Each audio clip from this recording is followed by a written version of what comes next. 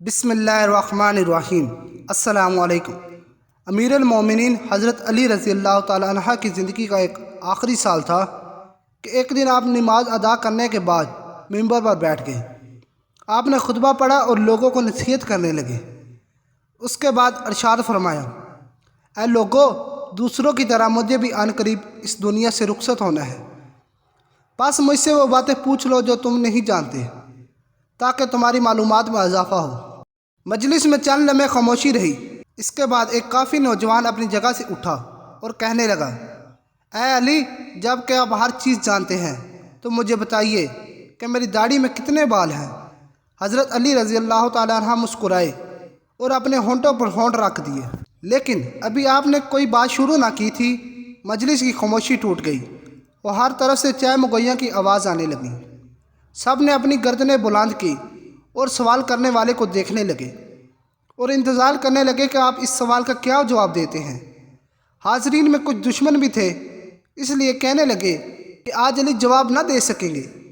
ہر شخص کی داڑھی کے بالوں کی تعداد الگ الگ ہوتی ہے، اس لیے حضرت علی رضی اللہ تعالیٰ عنہ کو کیسے معلوم کہ اس کے بالوں کی تعداد کتنی ہے؟ اس طرح حضرت علی کے دانا دوست کہنے لگے کہ حضرت علی اس کی داڑھی کے بالوں کی تعداد بتا دیں گے۔ دانا دوست کہنے لگے، جو کچھ بھی ہے حضرت علی کا جواب درست اور مناسب ہوگا۔ جس شخص نے سوال کیا تھا اپنی جگہ پر کھڑا رہا۔ وہ سوچ رہا تھا کہ معلوم نہیں علی رضی اللہ تعالیٰ عنہ کو میرے سوال کا جواب معلوم ہے یا نہیں۔ اگر اس نے کہہ دیا کہ 3000 ہیں تو کیسے معلوم ہوگا کہ یہ جواب درست ہے یا غلط؟ اس طرح مجبوراً حضرت علی رضی اللہ تعالیٰ عنہ کا جواب قبول کرنا ہوگا، لیکن اس کی دلیل بھی دریافت کروں گا۔ اگر علی رضی اللہ تعالیٰ عنہ نے مذاق کرتے ہوئے جواب دیا کہ تمہاری داڑھی کے بالوں کی تعداد تمہارے سر کے بالوں سے نصف ہے، تو اس وقت پوچھوں گا کہ میرے سر کے بالوں کی تعداد کتنی ہے؟ شاید یہ کہہ دیں کہ تمہاری داڑھی کے بالوں سے دگنی، پھر اس وقت اعتراض کروں گا کہ یہ تو مذاق ہے، میں تو درست جواب چاہتا ہوں۔ چند لمحوں کے بعد حضرت علی رضی اللہ تعالیٰ عنہ نے حاضرین سے پوچھا، اے بھائیو، اس سوال کا درست جواب کون جانتا ہے؟ حاضرین میں سے کوئی شخص جواب دینے کے لیے تیار نہ ہوا اور مجلس میں چند لمحے خاموشی رہی۔ اس کے بعد پھر سرگوشیاں شروع ہو گئیں۔ دشمنوں نے دوستوں سے کہا، تم نے دیکھ لیا نا کہ حضرت علی کے پاس کوئی جواب نہیں۔ دانا دوست کہنے لگے، کیوں نہیں؟ حضرت علی رضی اللہ تعالیٰ عنہ کو سب کی داڑھی بلکہ بدن کے بالوں کی تعداد بھی معلوم ہے۔ ابھی صبر کرو تاکہ سب کچھ معلوم ہو جائے۔ دانا دوست کہہ رہے تھے، جلدی نہ کرو، حضرت علی رضی اللہ تعالیٰ عنہ چاہتے ہیں کہ ہمیں بھی سوچنے کا وقت ملے تاکہ سب تمہارے جواب کی طرف متوجہ ہوں۔ کسی نے جواب نہ دیا۔ حضرت علی رضی اللہ تعالیٰ عنہ کی خدمت میں قمبر نامی ایک آزاد کردہ غلام رہتا تھا، جو مکتب حضرت علی کا تربیت یافتہ آپ کا خدمتگار اور جانثار تھا۔ سب لوگ قمبر کو پہچانتے تھے۔ جب بھی حضرت علی رضی اللہ تعالیٰ عنہ مسجد سے نکلتے تو قمبر آپ کے ہمراہ رہتا۔ اس وقت بھی وہ دروازے پر نہایت خاموشی سے کھڑا مسجد میں ہونے والی گفتگو سن رہا تھا۔ جو مجلس سے کوئی شخص جواب دینے کے لیے نہ اٹھا تو حضرت علی رضی اللہ تعالیٰ عنہ نے قمبر کو آواز دی اور کہا، آؤ اور اس شخص کو اس کا جواب دو۔ لوگ اسی طرح چہم گوئیاں کر رہے تھے۔ دشمن کہہ رہے تھے کہ علی رضی اللہ تعالیٰ عنہ کے پاس کوئی جواب نہیں اور پہلو دہی سے کام لے رہے ہیں۔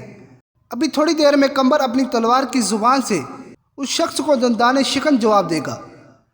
دانا دوست کہہ رہے تھے، اس شخص کا سوال اتنا اہم نہیں ہے کہ خود حضرت علی رضی اللہ تعالیٰ عنہ اس کا جواب دیں، حالانکہ قمبر بھی اسے جانتا ہے۔ اسی طرح ہر شخص کچھ نہ کچھ کہہ رہا تھا۔ قمبر نے سوال کرنے والے کافر نوجوان سے کہا، اے مرد، اگر تم لوگوں کے بدخواہ نہیں ہو اور سچے ہو تو اس بات کی تصدیق کرو، اس سوال سے تمہارا کیا مقصد ہے؟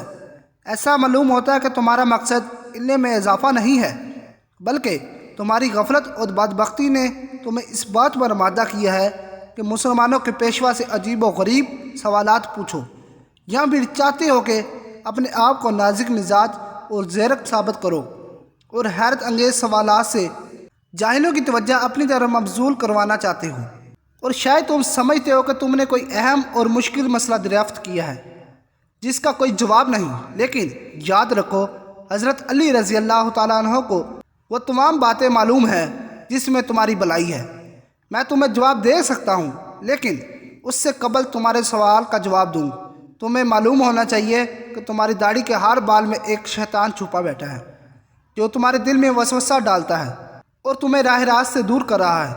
اے مرد، ہم ہر روز 5 نمازوں میں کئی مرتبہ اللہ تعالیٰ سے دعا مانگتے ہیں کہ ہمیں سیدھے راستے اور نیکوں کے راستے پر چلا اور ہمیں محروموں اور گمراہوں کے راستے سے دور رکھ، لیکن تمہارا سوال اس قسم کا نہیں ہے کہ گمراہی سے بچے رہو۔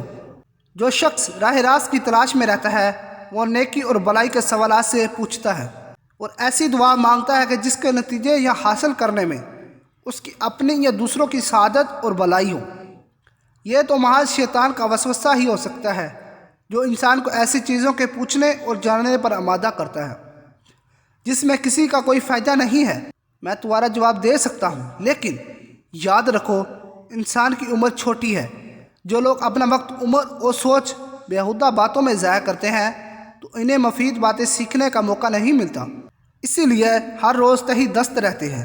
اس وقت ان کی کوئی قدر و قیمت نہیں رہتی، وہ کمزور اور زیر دست بن جاتے ہیں اور دشمن ان پر غلبہ پا لیتا ہے۔ پھر ایسے لوگ آ جاتے ہیں جو ان پر حکومت کرتے ہیں۔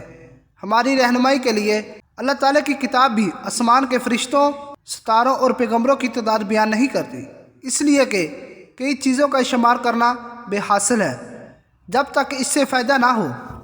ذرا سوچو کہ جو شخص بیمار کی نبض کی گفتگی کرتا ہے وہ طبیب کہلاتا ہے؟ ہرگز نہیں، بلکہ ایسا شخص بیمار کا سبب دریافت کرتا ہے۔ یوں ہی دین کی پیشوا انسانی روح کے طبیب ہوتے ہیں۔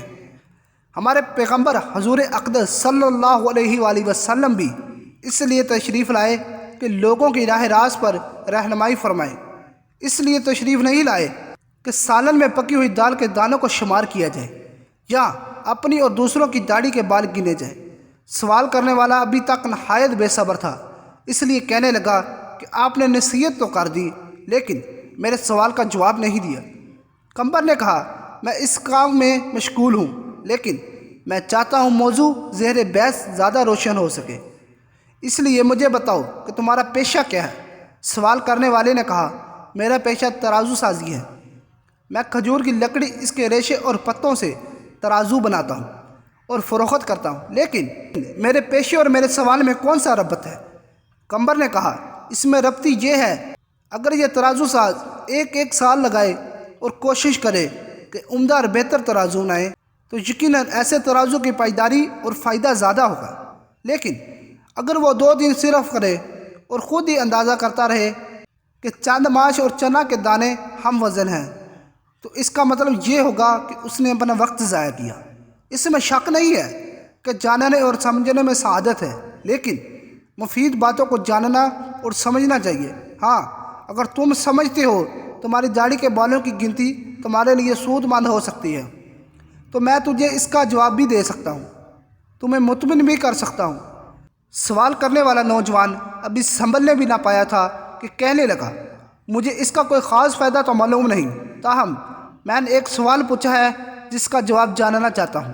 قمبر نے کہا، مجھے بھی اس میں کوئی فائدہ نظر نہیں آتا، لیکن ایسے سوال کی حیثیت دوسروں کا وقت ضائع کرنے اور بچوں کا افکار کو گمراہ کرنے کے علاوہ کچھ نہیں ہے۔ تاہم ابھی تک تم نے اپنے سوال کا جواب مانگنے پر اصرار کر رہے ہو۔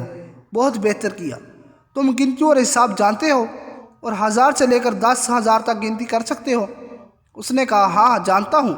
قمبر نے کہا، اے بھائی، جو لوگ عقل مند ہیں وہ کئی مفید کام کرتے ہیں۔ اگر تجھے کسی کام کی فکر نہیں ہے اور نہ ہی کوئی مفید سوال پوچھنا چاہتے ہو تو میں بھی سمجھتا ہوں کہ ممکن ہے اس گنتی سے تمہارا کوئی ذاتی مسئلہ حل ہو جائے۔ بہرحال یہ کام نہایت آسان ہے۔ تمہاری داڑھی کافی لمبی ہے، اسے کینچی سے کاٹو اور اپنے سامنے رکھ لو اور بیٹھ کر نہایت آرام سے گنتی کر لو کہ اس میں کتنے بال ہیں۔ اگر اب بھی راضی نہیں ہو تو مجھے بتاؤ۔ مسجد میں بیٹھے لوگ بہت خوش ہوئے، کئی چہروں پر مسکراہٹ چھا گئی اور گنگناہٹ شروع کر دی۔ دشمن ایک دوسرے کو دیکھنے لگے۔ دشمنوں نے کہا، ہم بھی اس موضوع سے غافل تھے۔ قمبر درست کہتا ہے۔ نادان دوست کہنے لگے، واقعی عجیب سوال اور عجیب جواب تھا۔ دانا دوستوں نے کہا یہی وجہ تھی کہ حضرت علی رضی اللہ تعالیٰ عنہ نے جواب کے لیے اپنے غلام کو حکم دیا۔ سوال پوچھنے والے نے شرمندگی سے کہا کہ قمبر تو نے درست کہا ہے اور مجھے غفلت کے خواب سے بیدار کر دیا ہے اور راہ راست پر لے آیا ہے۔ اب میں اپنی داڑھی کے بالوں کی گنتی معلوم نہیں کرنا چاہتا۔ پہلے تو میں بھی خوش تھا کہ عجیب سوال پوچھ رہا ہوں، لیکن اب سمجھ گیا ہوں کہ کوئی عیب اور بے حاصل مسئلہ پوچھنا ہنرمندی نہیں ہے۔ میں شیطانی وسوسوں سے اللہ تعالیٰ کی پناہ مانگتا ہوں۔ اس کے علاوہ اس امر سے زیادہ خوش ہوں، اگرچہ سوال بیہودہ تھا لیکن جواب دینے والا عقل مند تھا۔ چینل کو لائک اور سبسکرائب ضرور کیجیے گا۔ اللہ حافظ۔